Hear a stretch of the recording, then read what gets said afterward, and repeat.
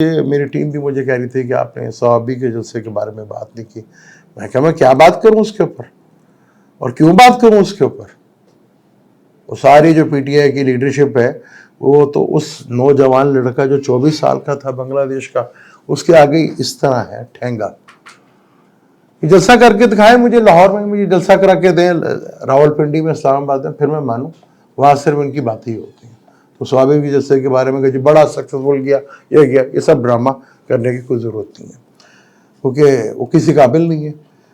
وہاں پر جلسے میں بڑھ کے مار لیں, اب ذرا پنڈی میں کر کے دکھائیں, لاہور میں کر کے دکھائیں, پھر مانیں گے کہ ہاں جی جلسہ ہو. لو جی بڑا ہو گیا, جی بڑا پی ٹی آئی میں یہ ہو گیا, جہاں آ گئی وہاں آ گئی. آج وہ ترمیم بھی لے کر آ گئے گورنمنٹ اسی سیٹوں کے بارے میں, بل پاس ہو گیا. وہ کھا بل 3 مہینے کے لیے 6 مہینے کے لیے, لیکن کہانی تو تھرل تو اب شروع ہوا ہے.